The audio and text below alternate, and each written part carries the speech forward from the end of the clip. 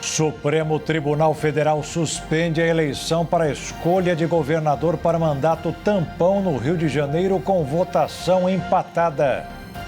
Risco de cessar fogo no Oriente Médio aumenta com declaração da porta-voz da Casa Branca de que acordo proposto pelo Irã é inaceitável. Irã defende continuidade da guerra depois de atacar o Líbano e provocar mais de 250 mortes.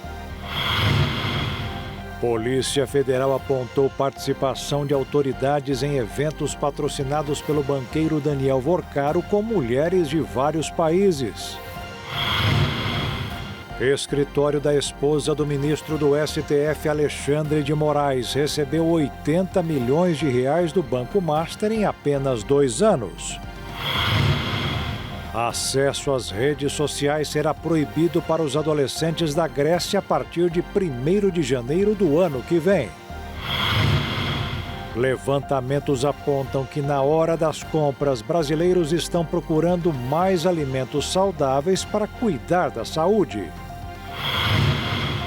E o pastor belga Hulk agora é herói com direito à medalha de honra ao descobrir quase 50 toneladas de maconha no Rio de Janeiro. Agora no Jornal das 22.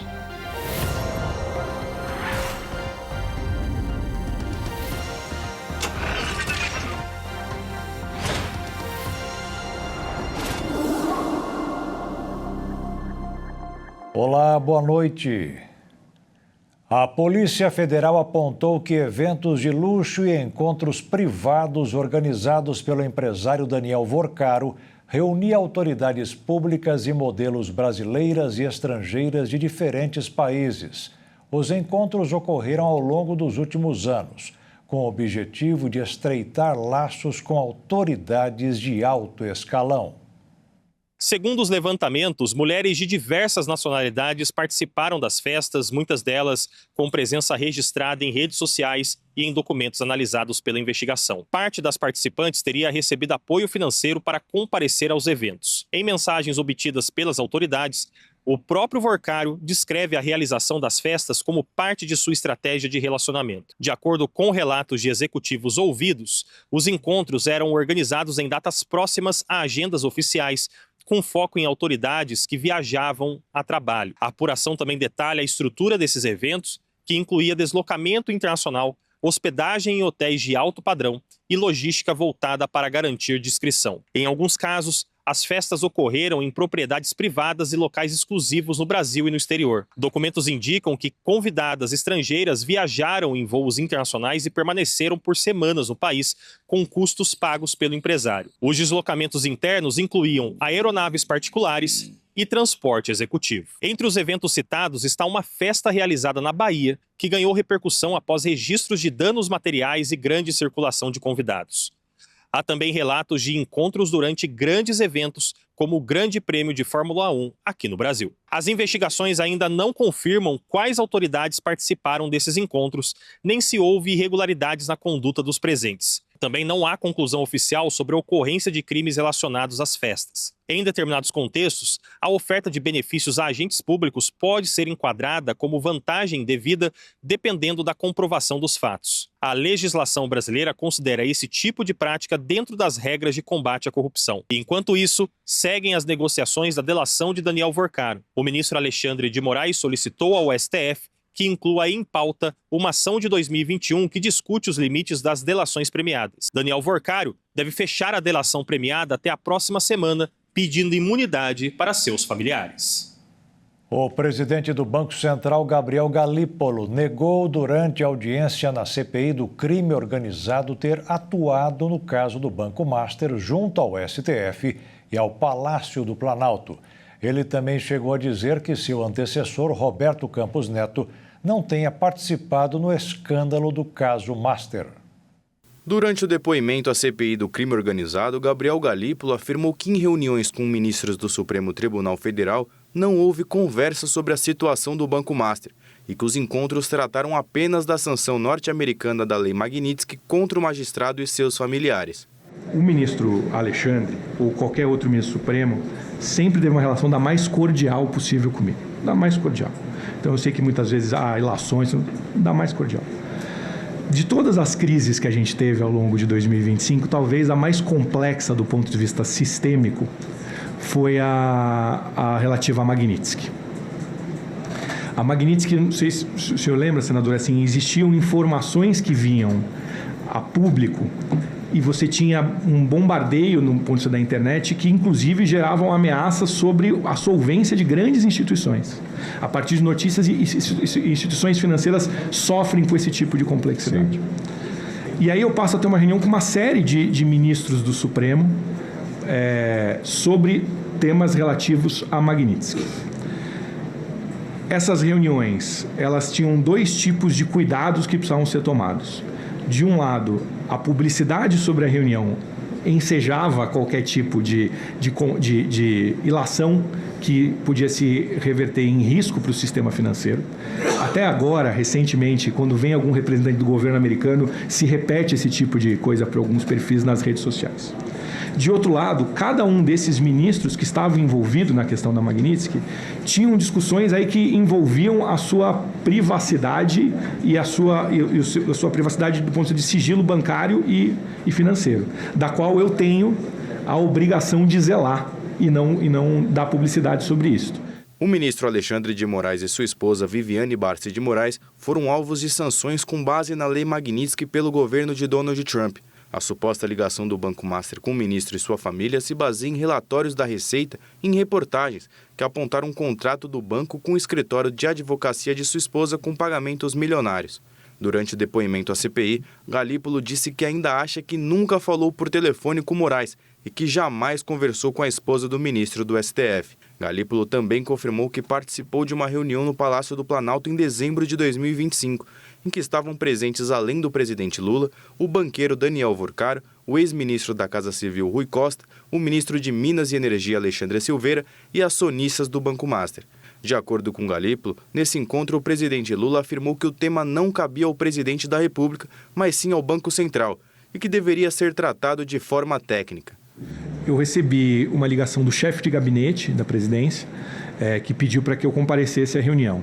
Quando eu chego na reunião, o tema seguia uma narrativa que estava bastante disseminada e acho que foi até predominante durante boa parte de 2025. Os acionistas do Master relatavam sempre uma história de que eles estavam sendo perseguidos pelo mercado financeiro e que a dificuldade deles conseguirem fazer captação era justamente essa persecução que existiria do mercado financeiro em função da concorrência que eles estariam gerando com o mercado. Algo que não era muito aderente, dado o próprio tamanho do banco. O banco não era um banco que tenha tamanho para isso. E aí, naquele momento, para mim foi muito análogo ao que acontece muitas vezes de maneira até dentro do Banco Central. É comum quando tem um processo dentro de uma diretoria que alguém que é parte do processo procure a presidência para falar, olha, eu estou com esse processo e queria dar uma explicação. Ato contínuo, o que eu faço? Eu chamo o diretor da área, que é o responsável, e diz, olha, quem cuida disso é esse diretor, esse é o responsável. Foi exatamente a resposta que o presidente Lula deu ao momento. Assim, olha, o Galípolo vai assumir daqui a um mês o Banco Central. Esse é um tema que não cabe à presidência da República, cabe ao Banco Central. E lá dentro do Banco Central eu tenho certeza que você vai ser tratado da maneira técnica e a análise vai ser técnica. Gabriel Galípolo também foi questionado sobre a atuação do ex-presidente do Banco Central, Campos Neto, em relação ao banco de Daniel Vorcaro, e afirmou que não houve nenhum procedimento que tenha apontado qualquer tipo de culpa do ex-presidente. Galípolo evitou criticar a conduta do antecessor no Banco Central. Em discursos e entrevistas, o presidente Lula tem dito que o escândalo do Master tem origem na gestão de Jair Bolsonaro, que indicou Roberto Campos Neto para o Banco Central.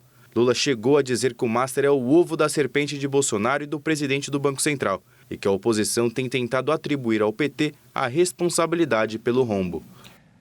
Um cão da Polícia Militar do Rio de Janeiro, conhecido como Hulk, encontrou a maior concentração de drogas em um galpão aparentemente abandonado no Complexo da Maré.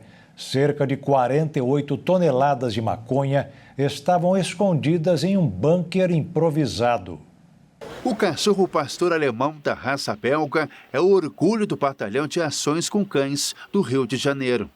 graças à sua capacidade olfativa, que é 100 vezes mais apurada do que o de um ser humano, o cão foi capaz de sentir um cheiro de droga que estava vindo de um ponto específico de um depósito, o que levou os policiais a iniciarem a investigação. Durante uma operação policial de rotina no Complexo da Maré, o cão Hulk encontrou uma grande quantidade de droga, totalizando quase 48 toneladas, mais de 24 mil tabletes de maconha, cada um com 2 quilos cada. De acordo com o tutor do Hulk, o animal mudou de comportamento na hora, disparou em direção local e sinalizou que ali havia droga. A suspeita é de que a maconha seria encaminhada para outras áreas dominadas pela facção. A polícia acredita que deu um prejuízo de mais de 50 milhões de reais para a facção criminosa que escondia o entorpecente. Os agentes demoraram 5 horas para retirar a droga do local, que precisou de 4 caminhões para ser transportada. Durante a retirada das drogas, a polícia foi atacada a tiros por criminosos armados. Ao todo, 5 fuzis foram apreendidos na ação, além de 26 veículos roubados. O pastor alemão Hulk já participou de mais de 200 ocorrências de localização de entorpecentes. O cão Hulk, de 4 anos, vai se aposentar quando completar os seus 8 anos, quando irá para casa. Agora, a polícia avalia como condecorar o cão pela sua atuação operacional. E veja a seguir, Supremo Tribunal Federal suspende a eleição para a escolha de governador para mandato tampão no Rio de Janeiro com votação empatada.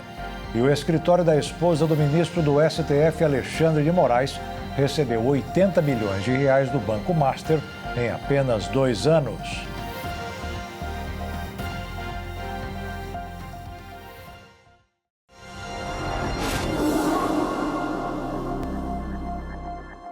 O Supremo Tribunal Federal registrou um empate de 1-1 no julgamento sobre a realização de eleições para o mandato tampão de governador do Rio de Janeiro.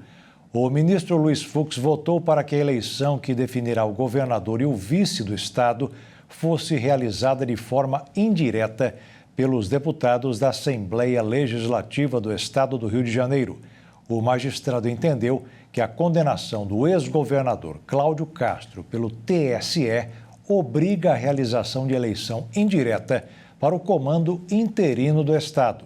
Mais cedo, o ministro e relator Cristiano Zanin votou pela realização de eleições diretas. De acordo com ele, a renúncia de Castro, realizada no dia anterior ao julgamento do TSE, teria sido uma tentativa de burlar o processo para evitar a convocação de eleições populares no Estado. A próxima sessão está prevista para esta quinta-feira e, após a decisão da Corte, as eleições para o mandato tampão deverão ser convocadas pelo Tribunal Regional Eleitoral do Rio ou pela própria Alerj. A Receita Federal enviou documentos onde mostram pagamentos milionários do Banco Master a um escritório de advocacia ligado à família do ministro Alexandre de Moraes.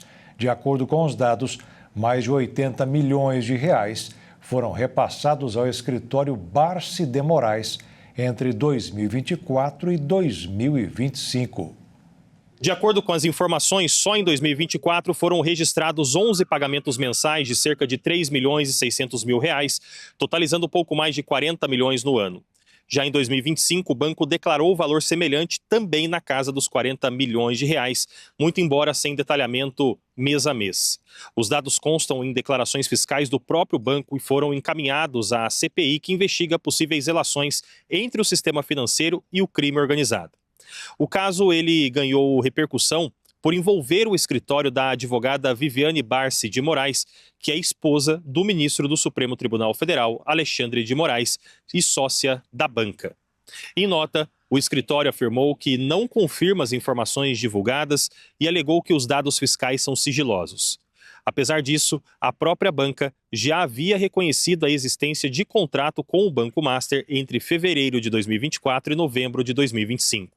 Segundo o escritório, nesse período foram realizados serviços de consultoria jurídica com dezenas de reuniões e a participação de uma equipe de advogados. O contrato, de acordo com informações já divulgadas, inclusive, previa pagamentos mensais de aproximadamente R$ 3.600.000. Os registros fiscais também indicam retenção de impostos na fonte, o que reforça a compatibilidade dos valores declarados com os pagamentos informados. O escritório também afirmou que não atuou em processos do Banco Master no âmbito do Supremo Tribunal Federal. Nas redes sociais, o deputado Gustavo Gayer, do PL, disse que Moraes está mais enrolado do que Dias Toffoli. Já o deputado Kim Kataguiri, do Partido Missão, disse que o patrimônio do ministro Alexandre de Moraes teria triplicado em pouco tempo e que o Senado seria covarde demais para agir nas palavras do deputado. O senador Alessandro Vieira, relator da CPI do crime organizado, também comentou o assunto. E temos aqui, nos escritórios, gabinetes de Brasília, na Faria Lima, em todos os centros onde se tem recurso e poder, a infiltração pela corrupção. O caso do Banco Master representa, presidente Davi Alcolumbre, seguramente o maior escândalo financeiro da história desse país. E seguramente o caso mais didático de infiltração pela corrupção nos poderes da República. Esse país, esse Senado, esse plenário, o tapete azul, em mais de 200 anos, nunca apreciou a conduta de ministros da Suprema Corte. E já passou do tempo de fazer essa apreciação. Porque a toga preta não transforma ninguém em super-herói, nem exime qualquer um de responsabilidades. Em meio ao avanço das tratativas para uma delação premiada de Daniel Vorcaro, o ministro Alexandre de Moraes liberou para julgamento uma ação movida pelo Partido dos Trabalhadores em 2021, que visa limitar delações premiadas. A movimentação indica que o ministro, potencial alvo das revelações do banqueiro, pretende tentar restringir a validade da delação, como já fez há 2 semanas, quando deu uma liminar restringindo o uso dos relatórios de inteligência financeira do COAF. O ministro Alexandre quer controlar os impactos de novas delações e propõe regras estritas, como a proibição de acordos com presos e o uso de delações cruzadas. O acordo para um cessar-fogo no Oriente Médio não foi definitivamente fechado. Aliás, hoje foi dia de novas batalhas na região. Mesmo assim, a notícia de que o Estreito de Hormuz seria reaberto foi muito bem recebida pelo mercado financeiro. Os desmentidos e as novas negociações não afetaram o fechamento dos negócios. Prevaleceu o otimismo. O dólar caiu mais de 1% e fechou cotado em R$ 5,10, que é o nível mais baixo em quase 2 anos. E a Bolsa de Valores bateu um novo recorde, com uma alta de mais de 2%, passando dos 192 mil pontos. O ministro de Minas e Energia, Alexandre Silveira, afirmou nesta quarta-feira que a mistura de etanol na gasolina subirá para 32% ainda no primeiro semestre, com o objetivo de reduzir a dependência externa do combustível. O governo também quer diminuir a importação de gás de cozinha, que responde por cerca de 15% do consumo, e de diesel, com 30% vindo do exterior. A ideia é investir na produção nacional para aumentar a segurança energética e reduzir o impacto de crises internacionais, como a guerra no Oriente Médio, nos preços destes produtos. A Polícia Federal desarticulou um grupo criminoso que teria movimentado R$1 bilhão usando plataformas digitais para vender produtos vindos do Paraguai. Os suspeitos viabilizavam a logística em esquema de contrabando e lavagem de dinheiro. A operação foi batizada de Platinum e investiga um esquema de contrabando, descaminho e lavagem de dinheiro. A organização criminosa contava com uma estrutura formada por várias empresas, que podem chegar a 300 pessoas jurídicas, em sua maioria de fachada, e mais de 40 pessoas físicas. A investigação apontou que o grupo trazia produtos do Paraguai de forma irregular e utilizava empresas de fachada e laranjas para viabilizar a logística e a comercialização pela internet. Os itens eram anunciados em grandes plataformas de vendas como o Marketplace, principalmente no Mercado Livre, o que ajudava a dar aparência de legalidade. Além disso, parte dos integrantes se apresentava nas redes sociais como especialistas em gestões de vendas, e-commerce e importação para comercializar os produtos de origem ilícita. De acordo com a Receita Federal, eram comercializados principalmente eletrônicos, como celulares de marcas conhecidas, além de discos rígidos, robôs aspiradores, equipamentos para conexões de internet e aparelhos de ar-condicionados portáteis. Também eram comercializados produtos como perfumes e tintas para impressoras nas plataformas. As investigações da Operação Platinum começaram em agosto de 2022, após a apreensão de mercadorias irregulares transportadas por 3 veículos de passeio que seguiam em comboio. Em nota, as empresas de produtos digitais envolvidas se defenderam publicamente, afirmando que cumprem a legislação, exigem que os vendedores sigam suas políticas, mantêm sistemas de monitoramento e controles rígidos, removem conteúdos irregulares e estão colaborando com as autoridades nas investigações. Na hora de declarar o imposto de renda, uma escolha pode fazer toda a diferença. Em vez de destinar todo o valor para a União, o contribuinte pode direcionar parte do tributo para projetos sociais. O prazo para a entrega da declaração do imposto de renda segue aberto. E muita gente ainda não sabe que pode destinar parte do tributo para projetos sociais. Um gesto simples que não custa nada a mais para o contribuinte, mas que pode fazer a diferença na vida de quem precisa. Isso é muito importante para a nossa instituição, porque nós somos uma instituição sem fins lucrativos. Então, nós contamos com o apoio da sociedade para a manutenção do nosso prédio, para uma alimentação melhor, para remédios. Alguns idosos, às vezes, eles têm que ir para o posto de saúde e aí nós temos que contratar cuidadores. Então nós utilizamos também desse recurso. Para quem vive aqui, esse apoio faz toda a diferença. A gente convive com bastante gente aqui no asilo, a gente conhece muita gente, vem até do lado de cá é os vozinhos, lá é os vozinhos que ficam lá de cá, é os vozinhos, que a gente, tudo legal. E não é só a estrutura que ganha com essa ajuda. Os recursos se transformam em medicamentos, alimentação e atendimento especializado. Para os moradores, mais do que assistência, é uma forma de garantir dignidade no dia a dia. E doação, que a gente vive de doação. O asilo não compra nada assim, né? Tudo doado as coisas, até o que a gente come. E é importante doar as coisas para cá, porque realmente eles dão para nós, não é para em nenhum lugar, né? Para nós mesmos, os vozinhos e as vozinhas. E para quem ainda vai fazer a declaração, o processo é mais simples do que muita gente imagina. Na própria plataforma da Receita Federal, o contribuinte pode escolher destinar até 3% do imposto devido ao Fundo Municipal do Idoso, sem pagar nada mais por isso. Uma escolha que transforma o valor que iria para os cofres da União em um investimento direto em projetos sociais. Além da destinação do imposto de renda, o asilo também recebe doações diretas, como alimentos, fraldas e medicamentos, além de voluntários. Diferentes formas de ajudar, mas com o mesmo objetivo: garantir mais qualidade de vida para quem precisa. E veja a seguir: risco de cessar fogo no Oriente Médio aumenta com declaração da porta-voz da Casa Branca de que acordo proposto pelo Irã é inaceitável. E o governo de Israel defende continuidade da guerra logo depois de atacar o Líbano e provocar mais de 250 mortes.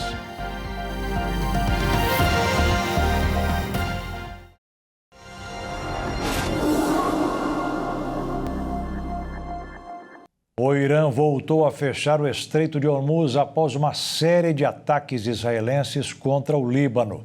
A trégua entre os países é considerada frágil e autoridades dos Estados Unidos negam a interrupção do tráfego e apontam aumento na circulação de navios. Menos de 24 horas após ser reaberto o maior canal de escoamento de petróleo, o Irã fechou novamente o Estreito de Hormuz, após uma série de ataques violentos de Israel contra o Líbano. Depois das notícias de fechamento virem à tona, a porta-voz da Casa Branca, Caroline Leavitt, disse que as informações são falsas e que as falas privadas entre os líderes de Estados Unidos e Irã são o oposto. A porta-voz informou que houve um aumento no tráfego de navios no primeiro dia de cessar-fogo.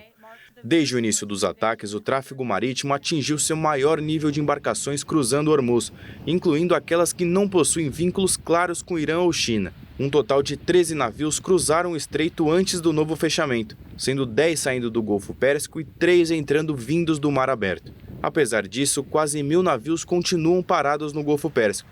Mesmo com nível alto, o fluxo é considerado baixo em comparação com os números anteriores ao início da guerra. Outro fator que aumentou as incertezas da reabertura do estreito foram ataques em 2 ilhas iranianas. O presidente persa Massoud Pezeshkian afirmou que o cessar-fogo com os Estados Unidos foi rompido, porém não mencionou de onde teriam vindo os ataques. A trégua de 2 semanas entre os países é visto como frágil por especialistas, mas também pelo vice-presidente dos Estados Unidos, J.D. Vance.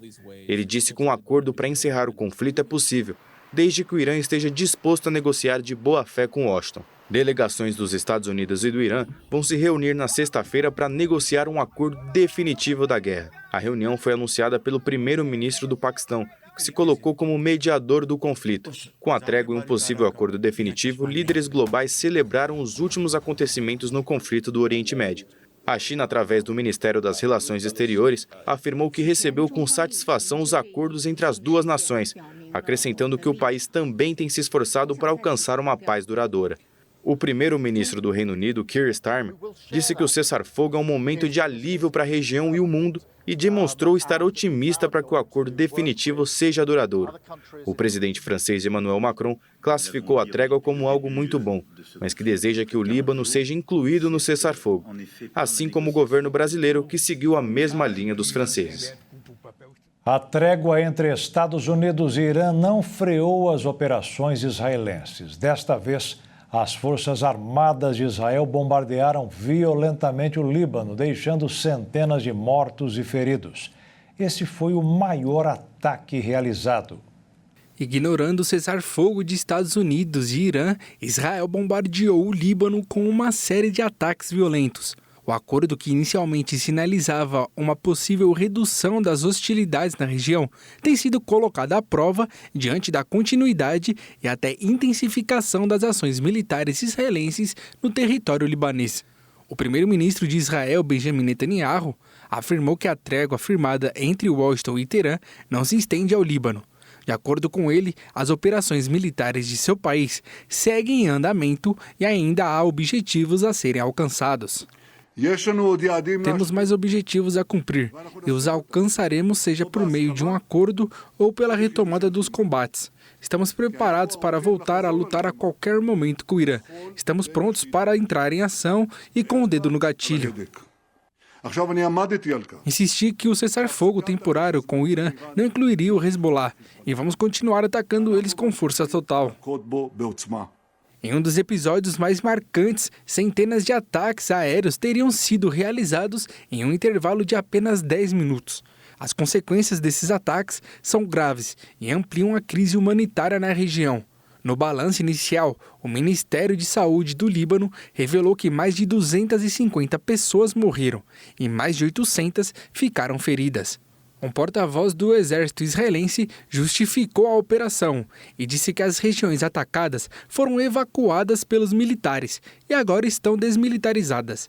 Mesmo com o violento ataque israelense, o cessar-fogo entre Estados Unidos e Irã segue oficialmente mantido. Ainda assim, ele apresenta sinais claros de fragilidade. Há registros de ataques no Golfo e trocas de acusações entre os envolvidos, o que levantou dúvidas sobre a durabilidade da trégua. A Guarda Revolucionária do Irã declarou que permanecerá em alerta e pronto para reagir a qualquer nova agressão. Assim como autoridades israelenses, integrantes das Forças Armadas afirmaram que estão com o dedo no gatilho, reforçando o clima de prontidão militar e o risco de novos confrontos. Além disso, autoridades iranianas alertam que uma continuidade das ofensivas israelenses pode provocar uma resposta direta, o que ampliaria ainda mais o conflito e poderia comprometer de vez o cessar-fogo com os Estados Unidos. A comunidade internacional acompanha com preocupação a evolução da crise, ainda mais depois do primeiro-ministro do Líbano denunciar os ataques israelenses em áreas povoadas por civis. Quem está no meio da batalha para dar informações ao mundo sobre o que está acontecendo no Oriente Médio sabe que também corre riscos. e muitas vezes passa a fazer parte das estatísticas dos chamados crimes de guerra. A rede de TV Al Jazeera anunciou nesta quarta-feira a morte de um de seus repórteres em um bombardeio israelense na faixa de Gaza. O jornalista Mohamed Wisha morreu no território palestino após um drone israelense atingir seu automóvel. A emissora do Catar afirmou que o assassinato não foi um ato aleatório, e sim um crime deliberativo e seletivo com o intuito de intimidar jornalistas. O correspondente Mohamed Wisha estava no oeste da faixa de Gaza quando foi morto em um ataque de Israel ao veículo do jornalista. O exército israelense não deu resposta imediata quando foi procurada pela AFP para comentar o ataque. O porta-voz da Agência de Defesa Civil de Gaza, Mahmoud Bassel, disse que Wisha foi morto junto com outra pessoa. A Al Jazeera incluiu Wisha numa lista com outros 10 de seus jornalistas mortos em Gaza desde o ataque de 7 de outubro de 2023 pelo movimento islamista palestino Hamas, que desencadeou a guerra em Gaza. A Polícia Federal dos Estados do Maranhão e do Piauí deflagrou uma operação para combater fraudes no INSS. A ação investiga um esquema que criava empregos falsos para obter benefícios previdenciários. A Operação Recidiva visa combater fraudes contra o sistema previdenciário que tiveram início em julho do ano passado. O esquema é investigado por práticas criminosas repetidas, realizadas pelo mesmo grupo. A ação vem acompanhando essa quadrilha que cria empregos falsos para conseguir, de forma ilícita, benefícios do INSS. De acordo com a Coordenação Geral de Inteligência da Previdência Social, foram identificados 50 benefícios que geraram prejuízo de R$ 4.600.000 aos cofres públicos. Nessa operação, estão sendo investigados os intermediários, que são responsáveis por criar os falsos clientes, e também os advogados, que teriam atuação direta para viabilizar a autorização dos benefícios irregulares. Segundo a Previdência Social, esta ação vai ajudar a suspender os pagamentos desses criminosos e evitará repasses fraudulentos no futuro, já que esses benefícios continuariam sendo pagos por anos, conforme a expectativa de vida das pessoas. Caso as suspeitas sejam confirmadas, os investigados poderão responder pelos crimes de estelionato contra o INSS, associação criminosa, falsificação de documento público e inserção de dados falsos em sistema de informações.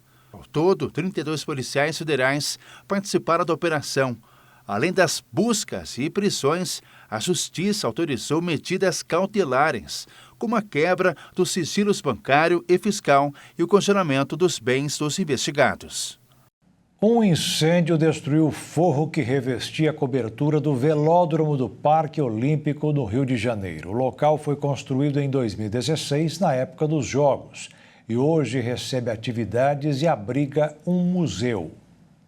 O incêndio atingiu o velódromo do Parque Olímpico na Barra da Tijuca, zona sudoeste do Rio de Janeiro, na madrugada desta quarta-feira. As chamas destruíram cerca de metade da cobertura da estrutura, mas não houve registro de feridos. No local também funciona o Museu Olímpico do Rio, com exposições interativas sobre a história dos Jogos, que praticamente não sofreu danos com o incidente. O Corpo de Bombeiros informou que foi acionado por volta das 4h17 da madrugada para atender a ocorrência na Avenida Embaixador Abelardo Bueno. Ao todo, cerca de 60 militares de 6 quartéis participaram da operação de combate ao fogo. Mesmo após o controle inicial das chamas, um novo foco chegou a surgir, exigindo a atenção das equipes que atuavam no local. Até o momento, as causas do incêndio ainda não foram identificadas. Inaugurado para receber as provas de ciclismo nos Jogos Olímpicos de 2016, o velódromo foi a última instalação entregue para o evento, com investimento de cerca de 143 milhões de reais. Em 2017, o telhado do local pegou fogo 2 vezes, ambas provocadas por queda de balão, mas com danos menores. Atualmente, o espaço é utilizado para treinamentos, competições e atividades esportivas e de lazer, atendendo cerca de 4.000 pessoas em diferentes modalidades. E a seguir, acesso às redes sociais será proibido para os adolescentes da Grécia a partir de 1º de janeiro do ano que vem. E levantamentos apontam que na hora das compras, brasileiros estão procurando mais alimentos saudáveis para cuidar da saúde.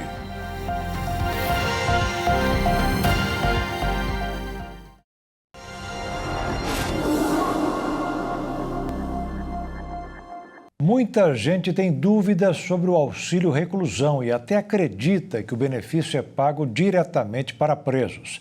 Mas não é bem assim. Nossa equipe foi entender melhor quem tem direito e como funciona esse benefício.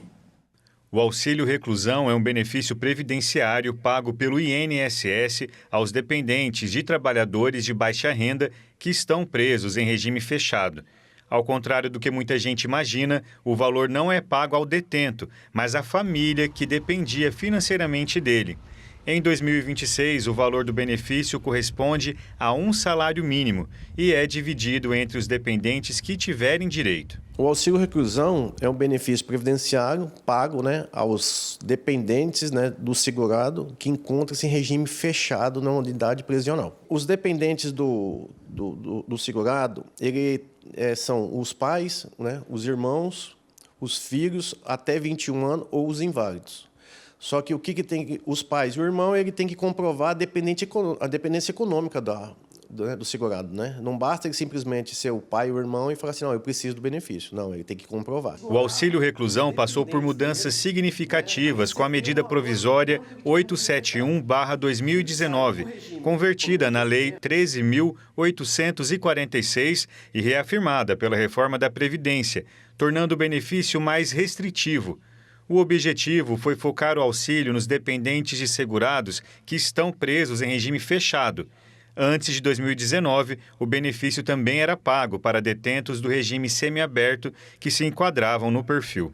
É justamente em situações como essa, quando o trabalhador que contribuía com a Previdência é preso em regime fechado, que a família tem direito ao auxílio reclusão. Mas para isso é necessário cumprir alguns critérios específicos, como o tempo mínimo de contribuição e a comprovação de baixa renda. Os requisitos é que o preso, o segurado, ele tem que estar em dia com a Previdência, ou no período de graça, Ele tem que ter ali um atestado de cárcere, que ele está recolhido na unidade prisional, num regime fechado. É importante frisar isso daí, num regime fechado. As 12 últimas, o salário do segurado, eles não podem ultrapassar o valor de R$ 1.980,36. Se passar um real a mais, não vai ser concedido benefício. O auxílio reclusão atende uma parcela pequena da população. Em todo o país, menos de 3% das famílias de pessoas presas recebem um benefício justamente por causa dos critérios exigidos. O advogado ressalta que, diferente do que muito se ouve falar, o recurso para o auxílio é referente à contribuição do indivíduo que foi preso junto à Previdência e não um valor retirado da população. Ele é pago pela Previdência, pelo fundo da Previdência. Ninguém vai pagar. Ele só recebe esse benefício quem contribuiu para a Previdência naquele período, período de graça, ou está segurado na Previdência. Então, assim, não vai retirar de nenhum cidadão. Esse dinheiro foi descontado dele e a família dele tem direito a receber devido a ele estar segurado perante o INSS. O benefício só é válido enquanto o segurado estiver em regime fechado. Se houver fuga, liberdade ou progressão para regime semiaberto ou aberto, o pagamento é suspenso. E no Rio de Janeiro, uma rua ficou conhecida por um ponto de táxi rosa, um grupo de mulheres que se reuniram para entregarem um serviço diferenciado. Dirigir táxis é uma profissão onde a maioria é de homens. Mas na Rua das Laranjeiras, na zona sul do Rio de Janeiro, os carros amarelos se transformaram em um mundo rosa. Tudo começou quando um grupo de mulheres resolveu criar o Táxi das Rosinhas. São 23 mulheres que concordaram em fazer a diferença na profissão, atendendo principalmente pessoas que têm necessidades especiais, como crianças e idosos. E o atendimento diferenciado e cuidadoso fez sucesso. E a gente sempre querendo, que pudesse ter um ponto feminino, que a gente pudesse atender as pessoas idosas, crianças, porque a gente tem um certo cuidado a mais. E aí surgiu de conseguir uma placa, a prefeitura cedeu uma placa, aí a gente montou. A gente quis atender assim as pessoas mais idosas e os mais novos, para a gente ter um cuidado maior. Se a gente leva uma criança e deixa no endereço, a gente espera ele entrar, a gente avisa, elas avisam a mim, que elas me chamam de central, elas avisam central, já deixei o PS, e aí eu aviso a mãe dele que ele já chegou, que ele já entrou, tipo assim, é todo um cuidado. O uniforme, a cabine telefônica e até o luminoso em cima do táxi, tudo é rosa, para mostrar que esse é um serviço diferenciado. As rosinhas começaram durante a pandemia. No grupo também há 12 motoristas homens, que foram selecionados cuidadosamente por elas, para fazer o trabalho noturno e de madrugada. Mas durante o dia, são só mulheres, começando às 6 horas da manhã. E o negócio fez tanto sucesso que elas já estão planejando levar o serviço para outros bairros. Na comunidade, elas já são bastante conhecidas e nos pequenos detalhes conquistam novos passageiros. Afinal, a segurança e cuidado maior que essas pessoas precisam, só uma mulher pode dar. Uma pesquisa apontou que em dias de chuva, a velocidade do trânsito em São Paulo diminui 20%. E não são apenas os motoristas que circulam pela cidade que sofrem com esta redução no fluxo de veículos. A capital paulista ganhou mais um marco para o seu histórico quando o assunto é o trânsito, se tornando a cidade a bater o recorde de congestionamento em toda a América Latina neste ano de 2026. Um número que não agrada a ninguém. Mais imprevisível que a capital paulista é somente o clima. Uma chuvinha e tudo para. Isso porque as chuvas intensas afetam diretamente o tráfego paulista, trazendo a diminuição na velocidade e também das frotas. O motorista que vai sair de casa já sabe, tem que ter uma boa rota e muita paciência. De fato, dirigir em São Paulo é caótico, né? Vira e mexe, eu pego estrada para o interior, tal, outros lugares para fora aqui desse núcleo da capital, né? E é muito diferente. Aqui, de fato, é muito caótico, estressante. Não somente os motoristas são afetados pelo congestionamento caótico, mas também as pessoas que dependem do transporte público. Em dia de chuva, chegar em casa pode se tornar uma verdadeira prova. Realmente, nos dias de chuva é muito mais tumultuado, né, mais cheio, porque causa dos atrasos, né, o trânsito fica precário também nesses dias. Dependendo do horário, principalmente no horário de pico, costuma tumultuar porque o trânsito fica muito intenso. Os adolescentes que moram na Grécia não poderão mais acessar as redes sociais a partir do ano que vem. A medida tomada pelo governo tem como principal objetivo tirar os jovens da escravidão das telas e pensar por conta própria. A Grécia vai proibir o acesso às redes sociais para crianças e adolescentes menores de 15 anos a partir de 1º de janeiro de 2027. O anúncio foi feito pelo primeiro-ministro do país nesta quarta-feira em um vídeo no TikTok. A ciência é clara, quando uma criança fica horas em frente às telas, seu cérebro não descansa. É por isso que decidimos seguir em frente com uma medida difícil, mas necessária, proibir o acesso às redes sociais para crianças menores de 15 anos. A regulamentação será introduzida no verão de 2026 e entrará em vigor em 1º de janeiro de 2027. A Grécia está entre os primeiros países do mundo a adotar tal medida. Tenho certeza, porém, que não será o último.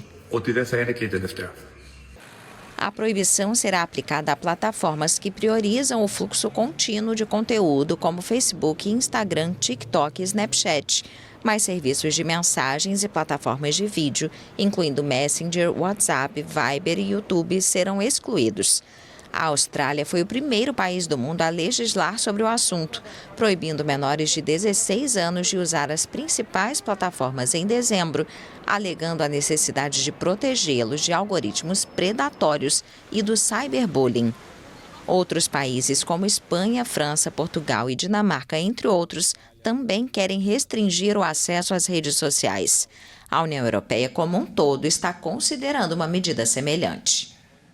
Os brasileiros estão mudando o comportamento na hora das compras de alimentos. Cada vez mais a preferência é por aqueles que fazem bem à saúde.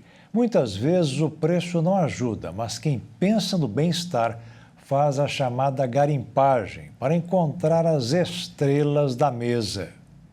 Os hábitos de consumo dos brasileiros nos supermercados têm passado por mudanças nos últimos anos, impulsionados pela busca por uma alimentação mais saudável, sem abrir mão da praticidade e do controle do orçamento. O levantamento da consultoria Scantec, especializada em inteligência de dados para o varejo, aponta que os alimentos frescos e fontes de proteína têm ganhado espaço nas compras das famílias, enquanto produtos industrializados, ricos em carboidratos, vêm perdendo a participação. Segundo especialistas envolvidos na pesquisa, o interesse por alimentos considerados mais saudáveis se fortaleceu principalmente após a pandemia. A maior conscientização sobre os impactos da alimentação na saúde e no bem-estar tem influenciado as escolhas dos consumidores. Outro fator que contribuiu para essa mudança foi a adoção da rotulagem com alerta frontal nas embalagens, que destaca altos níveis de açúcar, sódio e gordura em determinados produtos. Entre 2022 e 2025,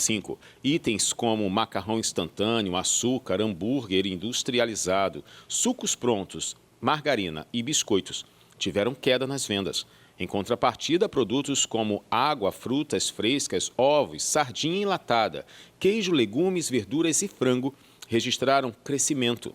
Os alimentos perecíveis, que incluem carnes, verduras e vegetais, foram a única categoria a apresentar aumento nas vendas no último ano. No setor de bebidas, a tendência também indica mudança de comportamento. As vendas de bebidas alcoólicas recuaram cerca de 6,7% em volume, enquanto as não alcoólicas cresceram 8,3%. Dentro desse grupo, os refrigerantes continuam presentes no carrinho de compras, mas com destaque para as versões sem açúcar. A pesquisa também aponta um aumento expressivo no consumo de suplementos ligados à prática de exercícios físicos, como o whey protein e creatina, que registraram um crescimento de 440% nos últimos 3 anos. Apesar do maior interesse por alimentos naturais, fatores como falta de tempo para cozinhar também influenciam as escolhas. O consumo de refeições prontas, compradas em estabelecimentos, mais do que dobrou nos últimos anos, com alta de 105%. Outro dado que chama a atenção é a redução gradual no consumo de arroz e feijão, combinação tradicional